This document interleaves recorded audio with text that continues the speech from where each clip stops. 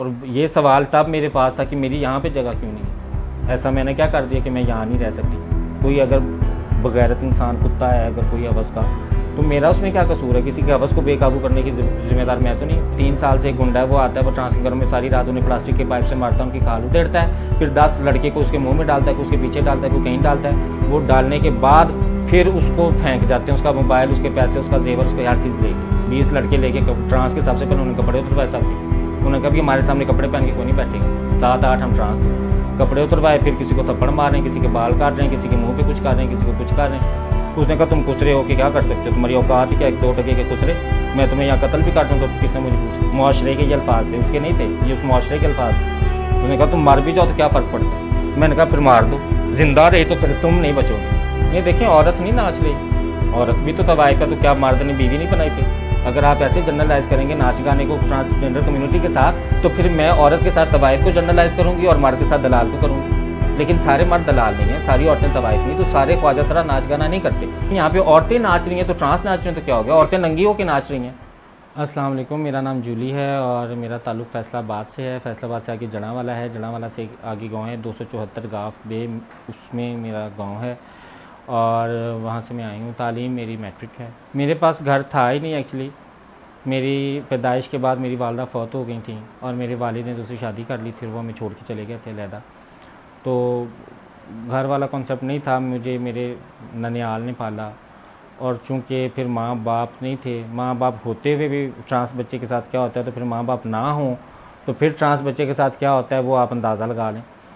तो बस वही मेरी ज़िंदगी थी। बस मुझे घर छोड़ना नहीं पड़ा, मुझे तो सिर्फ बताया गया कि बस अब तुम इतने के जवान हो गए कि अपना कमा खा सकते हो, तब जाओ। 12-13 साल की वहाँ से मैं निकली तो मैं फैसलाबाद आ गई, क्योंकि आपको बताया कि जड़ावाला से आगे मेरा गांव था, तो फैसलाबाद हमारे गांव से 2-2.5 घंटे का सफ़र था।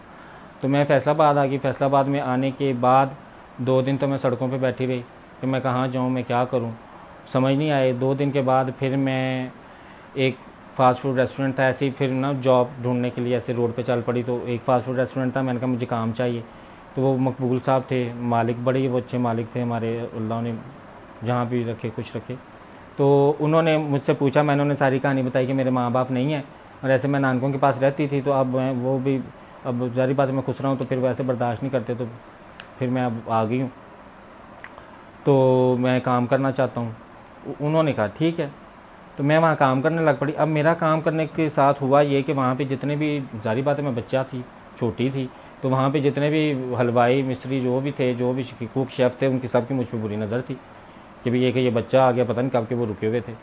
तो वो फिर मुझे छेड़ते थे, मुझे अब्यूज़ करते थे। फिर मैं बताती थी जब मकबूल साहब को, जो हमारे ऑनर थे, उन्हें बताती थी, तो वो उन्हें मारते पीटते तो थे, लेकिन जारी बात है वो कितना रोज़ तो नहीं रोक सकते थे। अब वो उनके शेफ़ थे, कितनी देर से काम करते, उन्हीं के साथ में उनका होटल चलता था, उन्हें वो निकाल भी नहीं सकते थे। तो फिर ये था कि मैंने फिर वो वहाँ पे 2-3 साल काम किया, लेकिन 2-3 साल भी वो मेरे पीछे पड़े ही रहे। वो खुसरा क्या है कि मुझे जलील करते रहे, मुझे अब्यूज़ करने की कोशिश करते रहे। लेकिन मकबूल साहब बिल्कुल मेरे साथ हमेशा रहे। उन्होंने गार्ड को भी कहा कि तुमने इसका ख्याल रखना जब चला जाए, क्योंकि मैं वहीं सोती थी। फिर क्या हुआ कि बस 3 सालों के बाद भी ऐसा ही होता रहा। फिर वो चले जाते थे, वो निकाल देते थे, वो फिर आ जाते थे, फिर वही होता था।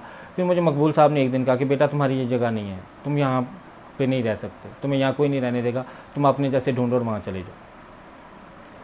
बस फिर मैं बोझल कदमों से वहाँ से निकली और ये सवाल तब मेरे पास था कि मेरी यहाँ पे जगह क्यों नहीं है। ऐसा मैंने क्या कर दिया कि मैं यहाँ नहीं रह सकती। कोई अगर बगैरत इंसान कुत्ता है, अगर कोई हवस का, तो मेरा उसमें क्या कसूर है? किसी के हवस को बेकाबू करने की जिम्मेदार मैं तो नहीं हूँ। बस ये सवाल सोचते मैं बाहर निकली, खुसरों से मिली, खुसरों के डेरों पे चली गई, वहाँ पे रही। वहाँ पे जब मैंने नाच गाना शुरू किया तो वहाँ पे तो ऐसे लोग आए जैसे हम पब्लिक प्रॉपर्टी हैं। वहाँ पे आके वो इधर आए थे बह, अगर मैं इनकार करूँ तो थप्पड़ ला, तो चलो तुम होती कौन हो खुसरा हो कि इनकार करने वाले? तुम्हें क्या इधर बैठो, तो तुम कह रही हो मैंने नहीं बैठना। मैं छोड़ती रही ना, मैं मुस्तकिल तो ना रही, मैं तो छोड़ती थी, बाहर जाती थी काम करने, मुआशरा मुझे निकाल देता था। ऐसे सवाल में वापस गुरु हंस के मुझे कहती थी फिर आ गई वापस। मैंने तुम्हें कहा था तुम्हारे पास जगह नहीं है मुआशरे, मैंने तुम्हें चैलेंज किया था, तुम फिर आ गई वापस। लेकिन मैं कहती थी कि एक दिन मैं जाऊँगी ज़रूर। फिर वो एक वक्त आ गया, ये 4 साल पहले, कि मैं आई, मैंने आवाज़ उठाई। कुछ बदमाश थे, मुझे तंग करते थे, मैंने उनके खिलाफ़ आवाज़ उठाई। मैं मीडिया में गई, मैंने उनके खिलाफ़, क्योंकि अब सोशल मीडिया आ चुका था, डिजिटल मीडिया तो अब आया ना, तो अब भी आवाज़ उठा सकती थी। पहले तो वो पहले मीडिया को, जो दूसरा मीडिया था उसको तो ये आवाज़ का मसला ही नहीं था, उसको तो मार्केटिंग का मसला था, उसे इस कंटेंट में को मज़ा नज़र नहीं आता था, वो कहता था ये मज़ेदार नहीं, ये बिकेगा नहीं। तो सोशल मीडिया के बाद जब मैंने इस कंटेंट को मज़ेदार बना के मीडिया को दिखाया तो अब ख़रीद रहा है मीडिया।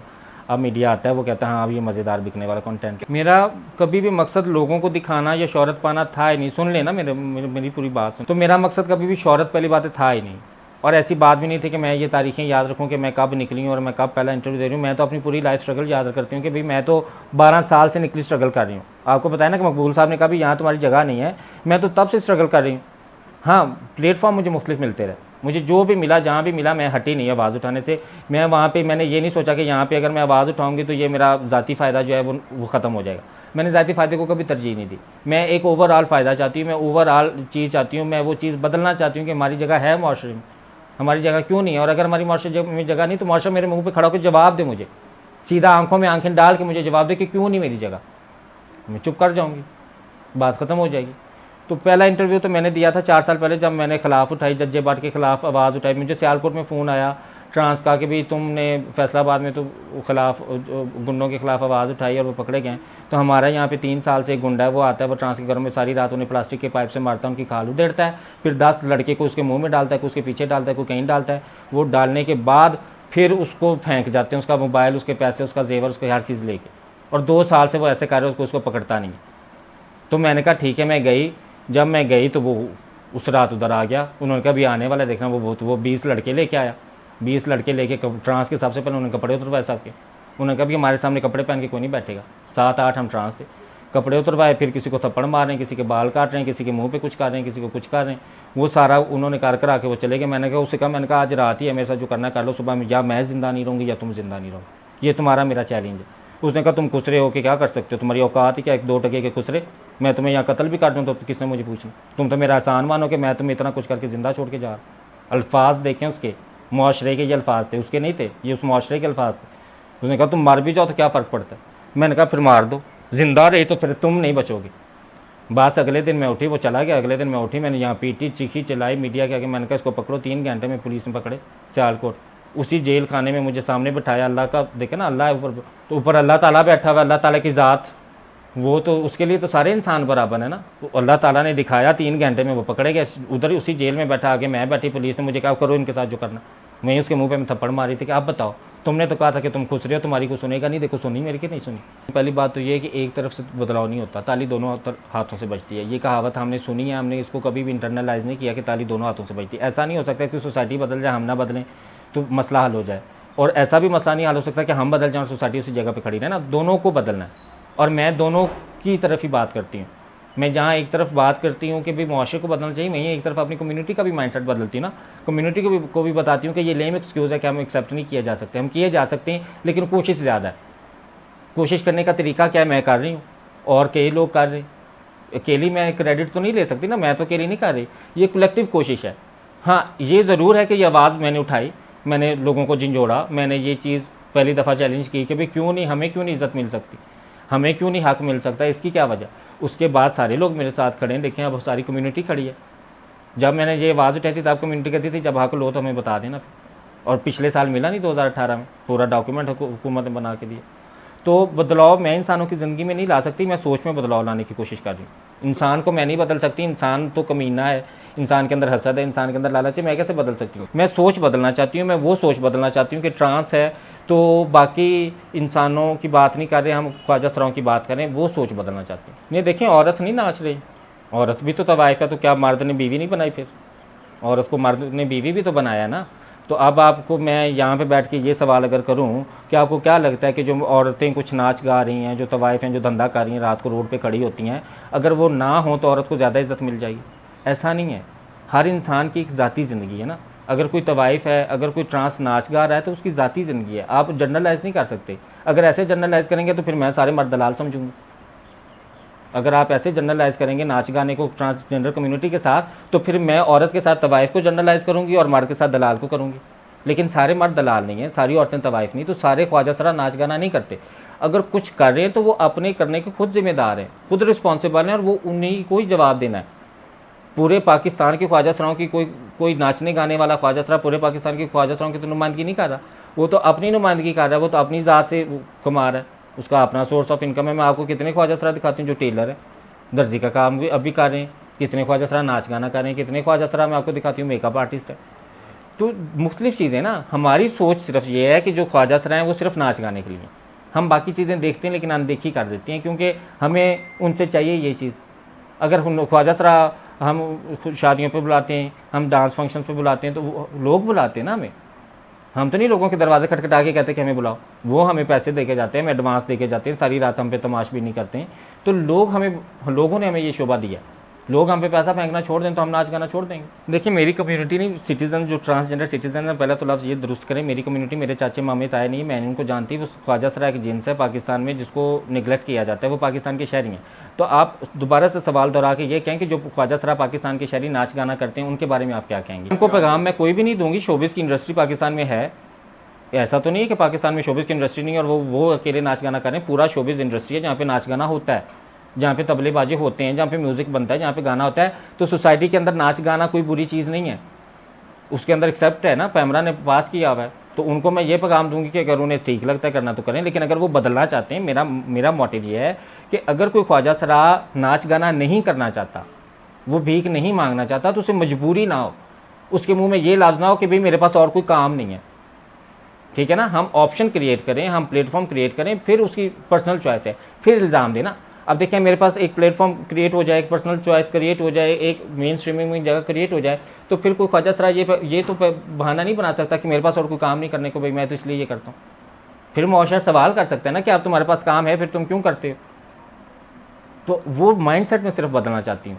आप इस चीज़ को जनरलाइज, आप नाच गाने को इतना बुरा तो कम्युनिटी के साथ अटैच करके तब कहना कि कोई और नाच गाना नहीं यहाँ पे होता, सिर्फ ट्रांस करते हैं। यहाँ पे औरतें नाच रही हैं तो ट्रांस नाच रही हैं, तो क्या हो गया? औरतें नंगी होकर नाच रही हैं, मुझे कहते हैं बिल्ली, मुझे कहते हैं फलाना, टूटी फ्रूटी, आप देखिए ना औरत नंगी होकर नाच रही है, तो ट्रांस भी नाच रहा है, तो इसमें क्या है? मैं एक्सेप्ट करूंगी जब आप मुझे पूरा डाटा ला के देंगे, ज़बानी कलामी नहीं। यहाँ पे दलाल की, मर्द दलाल जो मुआशरे में ना, उसकी परसेंटेज भी बहुत ज़्यादा है, मुआशरे में औरत जो तवाइफ है उसकी परसेंटेज भी बहुत ज़्यादा है। लेकिन अगर हम फैक्ट एंड फिगर लेके आएंगे ना, अगर आप मेरे पास पूरा डाटा लेके आएंगे, पाकिस्तान में 5 लाख तो कुल ख्वाजा सरा है, उनसे बहुत ज़्यादा फिर आप कैसे कह सकते हैं? बात यह कि हम पूरा डाटा लेके आएँ, पूरा रिसर्च करें, पाकिस्तान में रिसर्च करके डाटा लेके आएँ कि पाकिस्तान में इतने लाख ख्वाजा सरा हैं, उनमें से इतने लाख नाच गाना करते हैं, उसकी वजह क्या है, ठीक है ना। हमारे पास कोई फैक्ट एंड फिगर नहीं है, हम सिर्फ अंदाजन बातें करते हैं कि इतने ज़्यादा हैं, क्योंकि हमारी सोच है ना। हकीकत क्या है वो लेके आए, हकीकत को देखें, और हकीकत तहकीक के बगैर नहीं मिलती, हकीकत बात से कभी भी नहीं मिलती। स्टेट करेगी हेल्प, जूली के पास इख्तियार क्या है? जूली प्राइम मिनिस्टर बना दें, जूली को मैं हेल्प कर दूँ।